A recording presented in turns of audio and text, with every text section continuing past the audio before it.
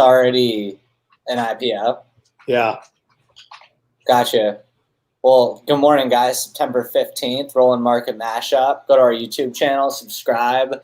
Normally, I have a little bit of time to kind of go through the different articles and headlines, but I've been busy this morning with our business. So, Dag, you kind of do you want to go over some of the things happening this morning, starting off with this new IPO? Yeah, it was just on CNBC. The guy who owns the Warriors did another, he did a SPAC, symbols IPOB. It's already up a couple of dollars off of the merger. They're basically a Zillow, Mike. Really? Open door. They go. They make a bid on your house. Same time. How are they competing with Zillow? Well, I mean, it's in that space. Let's see. Well, they'll make, what he was saying is they basically will make an all cash offer for your house within 24 hours and buy your house within 24 hours. It's kind of different from Zillow, but just in that same realm where maybe Zillow will buy them. Maybe it was interesting hearing Sorkin grill him about how much money. What? Yeah, like they talk about how much of an investment they put in these SPACs. Like I think he said it was 160 million between three of them. But then it turns out the fees they get back for doing it are like 80 million. Yeah, it's insane. I like how they grill those guys, though, instead of just let them kind of say whatever they want. They kind of make them feel a little uncomfortable on air. Yeah, as they should. This will be one to follow. It already has 5 million shares traded, and it's up. I don't even know how you measure what it's up from, but it's showing up 2.25 right now. But other than that, the rally started yesterday. The tech stocks grudgingly moved higher. I mean, you could see that there was a mixed bag. Amazon was down. I bought a little more Amazon on the dip yesterday. I think that they were trying to separate the at-home stocks from the other tech stocks, and the at-home stocks were acting worse than the general population of tech stocks.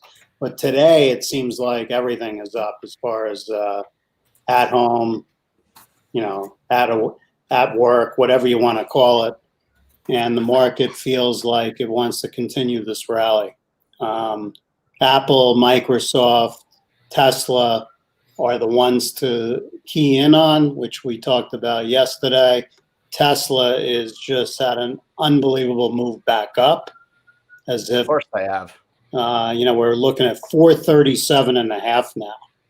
So it's rallied from the low, like 25, 30%, something like that. And Apple and Microsoft are going up at a much slower rate, but a more comfortable rate, if you want to come up with a way to describe it. Yeah, what about the madness with the gaming stocks? I know we talk about them enough on here, but yesterday it sounds like there was a couple different partnerships announced with ESPN, one with DraftKings, one with Caesars, I believe. Caesars and Disney, which I thought was interesting. Yeah, I don't know financially what all that means, but the market is in such a frenzy with these names that they're just latching on to, the excitement of it. Whether or not. I mean, Disney owns ESPN, right? Right. Well, so when you think about it, that makes a lot of sense. And I recently bought Disney for the first time as a shareholder. I'm like flat on it, but I'm loving what they're up to. Well, William Hill was in on that also. We talked about William Hill a couple of days ago. That stock was up as much as some of these others yesterday. Yeah, but proceeding with what I was saying with Disney, when you think about it, during this lockdown, when theme parks have been shut down, they're just setting up for a dominant future with streaming, obviously, with competing with the Hulu, Netflix space, which my opinion on that, people will keep consuming more and just add every subscription. I think it's like the old days with cable where it's like, oh, are you buying Showtime, HBO? I think that's the same thing now with Netflix, Hulu, Disney, Amazon. I think there's going to be a company that comes out where you go to this company and they can say, okay, what do you want? And we'll get rid of everything else you have, because people don't even know what they have anymore. I mean, they're paying these monthly fees. I mean, the fees, though, when you think about how much cable used to cost with premium, the fees are very reasonable across the board for these one-offs. Even if you have all of them, you're not paying even $100 a month. But I think people still have cable. They're paying all these fees.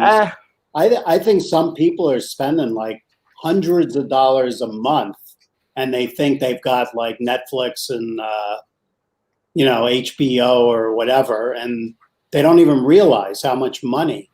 Well, yeah, there's already services that are for that exact purpose, to alleviate subscriptions for you. Right. What's the name of the service? There's a few of them. I don't know off the top of my head which is which, but I know there's a few. There's an app that does that. That's going to be a great business. I mean, you could on your iPhone manage subscriptions with apps, and there's no doubt you could do the same thing with, desktop for this stuff. But what I was getting with Disney, they're really, even with gaming, the writing's on the wall. It's very smart for them to be in that mentality because they own ESPN. So that's someone you want to take very seriously in the world of Penn and DraftKings. I would not put Disney aside there. That Disney through ESPN is going to be involved in gambling. Yeah, that's what I'm getting at. And when you think about their outreach and their user data on all of the people that have been in their realm for the last few decades, that's a very dangerous player in that arena. I would not tread lightly over there.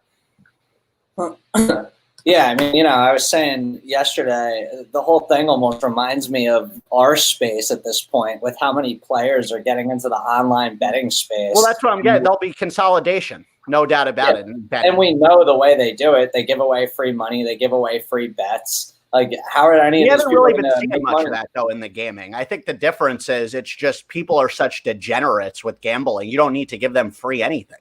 It's like giving free, though. It seems like that's what all the advertisements are. It's like deposit bonuses. It's all bullshit, though. That stuff is not the only free thing I've ever seen on that was that mansion promotion where you got a free $1,000 bet. I want to see DraftKings doing that. Well, right now, if you go to William Hill and you're in Colorado, you can get a $500 free bet. Really? Oh, yeah. I'll get one when we come in a couple weeks. Perfect. All you have to deposit is $250. And you could get that refunded, right? I don't know. E-Trade trying to play stupid with me right now. They better figure their shit out real quick. So yesterday, I did a trade on Penn yesterday in the morning where before they went through the moon, I did a short play. And I was right with my move. And then when the stock started to go down, I went to plug in the cost that I was going to buy it back at, only to see that the trade never even went through. No, it hovered above my short price for like a good 10 minutes. And then I reached out to them and they're like, oh, our shorts weren't working this morning. Like, we'll figure it out. We'll get back to you. And I'm like, all right. And then they called me back and they said they were going to average down my cost basis to match what I did in the morning. And they never did it. And now I'm hitting them up again on this chat. And I'm sure they'll do it. They'll do it. Yeah. Yeah, I know they'll do it. It's just frustrating because I had a lengthy conversation with them on the phone right around close yesterday, and they told me that they were doing it, and I would see it be reflected in my account by the time I woke up today, and it's not. And then I talked to their customer rep, and he's like, what do you mean? Your cost basis matches your activity yesterday. And I'm like, man, do you not see like whatever we talked about yesterday? Like, don't play this game with me right now. I'll move all my assets off of E-Trade, pull a Davey day trader just for the principle of it. They owe me $750 right now. That's what it is. Yeah, well, I'm sure they'll take care of it. You just got to get the right guy. Yeah. So, yeah, I actually yesterday made a little money trading Penn, and then I got caught with my pants down on Penn where I was trying to short one of the rallies and they ended up just blowing up in such a big way. I got out of it, obviously, but yeah, it's crazy the way those gaming stocks rallied yesterday. I don't know. The announcement was like a machine gun. Yeah, I It want was to crazy short though 10. because It's too high. I it was really, crazy. I'm seeing that. It doesn't make any sense to me with where that's Well, trading. the thing that was crazy about it with Ken was the announcement sounded like a good thing for DraftKings, and then all of a sudden it's like, oh, DraftKings is up huge. We got to bring Penn up huge now too. Where it's like it was almost right after the announcement, not right after, but a little bit after. Maybe Day Trader tweets how it's unbelievable how much money my competition has to spend to try and compete with me. They're like talking about the DraftKings ESPN deal. And Yeah, it's right like our after competitors, billions of dollars to try to steal market share in a college town. It's pretty pathetic. yeah, DoorDash, no, billions of dollars you're spending to try to get a user. It's wild. I can't wait to see what happens there. these guys just not responding right now. Yeah, it's gonna. So, anything you guys are looking at today? I've made some good money trading in and out of Zillow and Nvidia yesterday. I'm gonna keep doing that. Zillow has been my go-to. It's been my swing stock now for a few weeks. Just in and out, in and out, in and out. I have a comfort level with their movements for some reason. And Well, Nvidia just has been moving like crazy. So I was able to get that on its way up. When that thing hits the uptrend, it's amazing the way it just pops. Well, yeah, you got to stick with a stock that you're comfortable with. That's the name of the game. And psychologically, when a stock's already made you a lot of money, it makes you just naturally feel better about it going in. So that never hurts. Yeah, it's people seem to really like the Nvidia acquisition they made with that ARM company. Well, yeah, it gives them a monopoly for the future if it actually goes through. That deal is insane with what's actually happening, what that does for that business. I was looking into it yesterday. It's absolutely remarkable the way they've transitioned the last few months, actually the last year as a company. Like Intel's in deep shit. There's no doubt about it that I would watch out owning that. Well, I don't know. Intel's involved. Why does Intel have to do with Zillow? Zillow, no, Nvidia. Oh, Nvidia. They're a legit threat to put them under at this point. I don't really see what Intel brings to the table long term in that arena. Well, I think they're involved in a lot of chips that are everyday chips. Potato chips, maybe. No, you go away from gaming, and there's quite a bit. I know, but Nvidia has that all umbrella, and they're way more ahead of the curve with technology. Well, that's why the stock's already gone up tenfold or whatever number. I saw, just to switch gears here, two things. One, Ford has been quietly trending back up, which is good to see. But second, I'm not sure if this was true or not. I think it was, but I saw that Trevor Milton guy, which is the CEO of Nikola, bought a bunch of Nikola stock yesterday as a way to kind of put the whole story to rest. I don't think he necessarily bought enough, though, to make it legit. The amount of money he's made off of this, if it is a scam, to put a little bit back in to make it seem like legit. I wasn't really fooled. I think he bought like $900,000 worth of stock. That guy should fall off the map when he still has a chance and just vanish, because he's going to be in some hot water. After hearing more about the GM deal, I don't think they put up any money at all. I think this is something that if Nikola turns out to be a fraud, I don't think GM, other than egg on their face, it cost them anything. Mm. So that was interesting to find out on that whole thing. But that's impossible to trade. It wouldn't surprise me if this stock's up at 40 or 25. Yeah, I'm not going anywhere near that. Yeah, I mean, anyone putting commercials out with no engines in a vehicle, I am getting far away from. Like, I don't care what they say about it not being ready. That's a complete scam job. I know, and when they talk about the language they used, like they try and play it off like they never quite said it was an engine. Anyone that creates fluff to begin with before something's even out like that is just, especially in that arena. This is like we're talking about like next level vehicles, cars, trucks. This isn't just like a marketing company for PR. That's what's scary about that. Yeah, and another note, we've talked about Boeing, how it felt like all the bad news was coming out and the stock stopped going down quietly, the stock is up about 5% in the last 2.5 days. Yeah, I'm glad to see that. I'm long 150 shares of Boeing right now. So, Regardless of what you're long, it's an interesting story because this max will be coming back. It may take another, I don't know, month or two, but that's going to put a base in this thing. Boeing will be double where it is in a year, is my guess. Well, I don't know, but I do think it's acting a lot better than it was in recent times. So we'll have to keep an eye on that one. I sold a little of my Beyond yesterday on the high with it popping over 144. Sold 100 nice. shares. Huh? You've done well there. I saw that Yeah. No, I said nice. You've done well with them. I saw they released a report yesterday saying they're now offering Beyond Meat meatballs in grocery stores. They're just taking over the world, this company. Every day it's something new. And, they pop and then pull back a bit. Great. It's a great day trading stock, too. Dan, I know you've been in and out of that. I mean, I've owned it for all of about 45 minutes in my life, but I have been in and out of it a few times. Well, that's how often you've eaten it.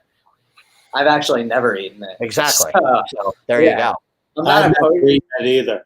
Dad, I don't see you ever eating that, just like I don't see you buying Bitcoin. You just are set in your ways in certain things. Bitcoin, I might buy if it gets. Oh, okay. I'm not opposed to the Beyond Meat thing. I just haven't ever had it. I mean, how can you be opposed to the future of humanity if you want this? No, I would eat it if someone put it in front of me, I'd eat it. Dad, I love that grin on your face as though I'm crazy saying that. That it's just facts. Like when you really look at what goes into production of beef versus that. No, you didn't hear what I said. I would buy Bitcoin at zero. I was just talking about Bitcoin. You'll be laughing with how much money Dan and I make in a couple of years. I wouldn't be laughing. I'd be very happy for you guys.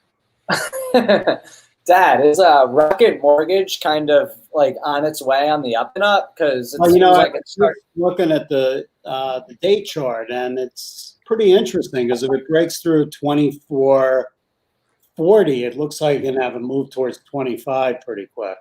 Maybe it's getting helped by this SPAC. All this activity with real estate is bringing Rocket to the forefront. It's gone through that stock has done a year's worth of moves in like a week. So anything's possible, but it does feel like it wants to go higher now. Yeah, and just to get a quick look at the futures here. Looks like it could be another strong day. I wonder what's going to happen here. Going back to, I know a couple of times we've referred to the seasonality election chart, and this has always been a bullish time before ultimately it gets really, really volatile. Yeah, we're going to see definitely some choppiness ahead in the next couple of weeks. I think this is a good opportunity to sell on days like this. I don't know what came out, but the dollar got very strong suddenly. It's still down on the day, but I don't know what came out. It got strong suddenly? Yeah, and this is the last couple of minutes. Wouldn't that cause the market to drop? Probably it would cause it to drop a little bit because of the the exchange rates for people who are buying U.S. stocks overseas. Well, it'll be interesting to see if that actually is. I don't know what came out. There must have been something. Yeah, another stock. Yeah, I picked up more Microsoft yesterday on the dip, which is looking like it's up pretty good today. I actually loaded up a lot. That's like now my biggest position, Microsoft. So we'll see what happens with that. And I think Facebook's. I'm annoyed I didn't buy more on Friday. That stock to me is just, again, how I've always been a huge fan of it. I think what they've done the last few months with small businesses is phenomenal. And I think if any down day for Facebook in the next week, I suggest jumping on more. I'm going to be buying more myself. Yeah, you look at some of the levels now, like Nvidia. It looks so easy 2 days ago to buy it at those. I'm not buying Nvidia here. I'm No, waiting. I'll buy it intraday. The point is, when that market is dropping, these stocks look like they can go a lot lower. And then when you look back 2 days later, say, damn, why didn't I buy that? That's so typical. I know, but it's also like when they go down and then you look at how high they've come, you start to ask yourself, like, okay, how much are they going down? Like, is this going to be a 10% dip? Then you got people saying, like, these things need to come down 40%. 10% is nothing. I think I think more like 15 to 20 is reasonable. 40%. Yeah, well, I think Dad makes a good point that there's so much money on the sidelines that it's tough because there's someone waiting to get in. So what's going to really exactly. The FOMO effect is too deep in our world for a 40% in my mind. I think it's just like you just said with the money on the sidelines that really mathematically doesn't add up. You would need but I could see 10 to 15. Yeah, you would need fear has a long way though. It could cause anything, and it could cause a 40% drop. What could?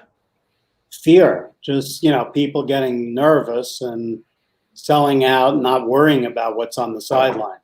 Fear is a funny thing because everyone ends up in the same place and they're just worrying about nothing all the time. That's what's always humorous to me. So I know one of the things that people are kind of keeping an eye out as somewhat of a concern that I don't know. Last night was the first time I guess I can kind of see it. I thought about how this could turn into a major market correction, but the picture people are painting is if the election happens and neither side admits defeat due to them thinking the system was rigged and what that would look like in our country if you have both parties refusing to admit that they're not the one civil war, maybe. I mean, no, that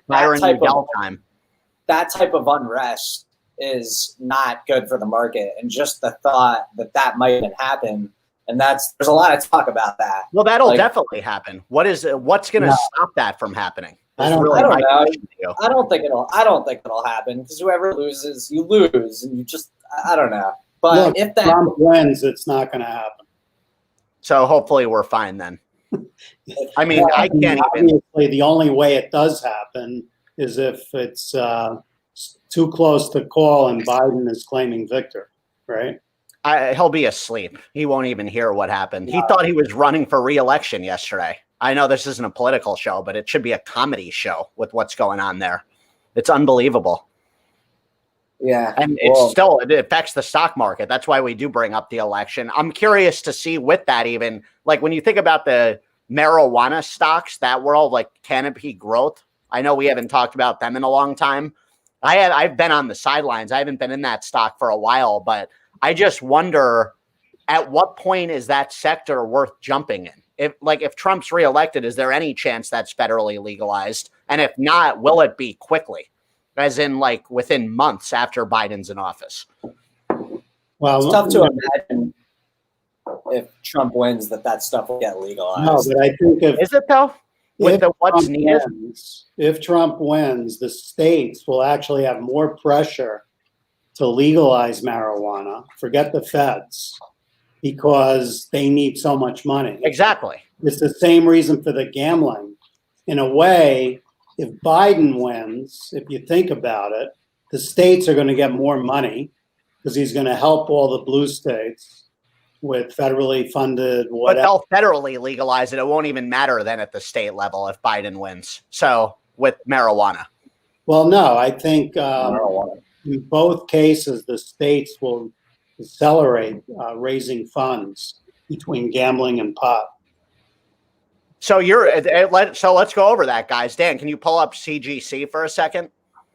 Because what you're highlighting there, Dad, makes me think this could be a good buying opportunity to get ahead of these, narratives. Because it's been flying under the radar. It hasn't acted well by any means. But when you look at the charts from where it was and where it should go once this is legalized in America fully, what do you guys think? I'm pulling up the chart. Give me one sec. Because I do not want to miss that train. I mean, the big thing that I keep thinking about this is I don't think it's like as great of a play as people think, just because there's not going to be a clear winner. It reminds me of like the alcohol space. It's not like, oh man, weed's going to be legal and these stocks are going to just 100 times from here. Maybe I'm wrong, but like I don't know. It just doesn't excite me, which is weird because you guys know I've always been intrigued by the space. Well, if you think about the liquor business, that's a good point. The ones that ended up doing really well were the branding companies that bought the popular brands. So maybe that's what'll end up happening when this thing becomes legal. But is this worth looking at a Philip Morris, for example? I think Constellation Brands is the one you look at because they've made it very clear that they're in this space. They've made big investments in the space. And, oh, my God, look at that PE ratio. I mean, this is the company, though, that wants to be the leader in that space. And you would think that anyone that does serious damage, they're going to just go ahead and acquire. Well, that's why I love Canopy Growth with their cash situation. I think they're the best value play in this situation. But I don't know what, unless you really know what these there's so many different marijuana companies, especially in Canada, because it's legal there. Well, that's why the psychedelic stocks are really the best gamble in terms of like best bang for your buck with where mental health setting. Yeah, there's no doubt about that. That's not going to be legal anytime soon. Yes, it is, Dad. I can assure you. I don't know if you've been under a rock or in a mountain in Colorado. That's coming very soon. I have been under a rock and in a mountain. There you go. So we're going to get you acclimated to that world very soon, and you'll see where it's heading. And I saw a guy on the trail that looked like he was picking mushrooms. It turned out he was putting his drone away. So there's the Bob humor of Tuesday. Let's touch on this car company really quick. This is the air conditioning company, right? Yes. C-A-R. Yeah. I mean, I think that's a Leon Goldfeld stock. Well, I mean, I know we've talked about it a few times, and I randomly look at it. I haven't bought any, but I feel like I should be. I am long it, and it tried to come down to a level that you can be more comfortable getting in, but you may not get that. Can we go over Justin Pulford has a comment. He hasn't heard from us on TTD. He's done really well on this over the last couple months. Let's pull up TTD for Justin here. The trade desk. They've come down a lot, that's for sure. Well, Justin, I hope you bought this on the dip before the rise. What does this company do? Yeah, I don't know what this company does, but just looking at the day chart, I'd be a little concerned that it obviously it's up today. I've heard this name a bunch, but I have no idea what they're up to. Like, what's the deal here? If it gets up to 456, I think I would make a sell because that's the 50-day. But I'd rather buy this thing down at 365. What is it exactly? I don't know. It sounds like a broadcasting booth. Like, what is the trade desk? Yeah. Justin, we'll have to do more research and get back to you here because none of us have even heard of this company. You heard Bob there, Justin. 456. That's a good sell point. Maybe a little, if it goes above 450, run for the hills until it dip. I will say that Dad's entry levels always seem to be a little too good to be true, and they don't quite happen. If they do, maybe they happen for like 5 minutes during a crash. So you got to already have look, when you're talking about a $450 stock and I give a level, you better not be out at that level. You want to be maybe $2 higher to get in or, $2 below to get out. Because, when you're charting, you want to use a thick pencil for those kind of things. Yeah, where's Leo before we get off air here? Is he around? Who? Mike? Leo. I don't know where Leo is, but around. I like having dogs on. I feel like people appreciate it. When you're trading, you really actually get more of a feel for just the psychological aspect of this all. Like if you want to sell a stock at 85, you better get out at like 84.90 because everyone's looking at that 85 number, and you got to get ahead of everyone, or you're just not going to get out. And that's what I mean by a thick pencil. Dan, we didn't hear on you. You didn't mention play today. I'm shocked. Play was up big yesterday. I was trading them a little bit. Yeah, I mean, that needs to be a daily thing you bring up. That's your go-to. Well, I talked about them yesterday, and I said how they missed things in a big way, which obviously is the pandemic. I mean, look, this is a vaccine stock, and if you have you ever been in Dave & Buster's personally, Dan? I have. I'm not like a fan of that type of place, but all I'll say is this. This is a company that if you believe they're not going out of business, which they're not, they have the cash to get through this, there's going to be a point where Dave & Buster's is back to normal, and that stock pre-pandemic was in the 60s. I'm not saying it's getting back there tomorrow, but I think they've shown Planet Fitness before we get off air. Talk about a stock. I love the stock, and I recently joined the gym, and every time I go, it's packed.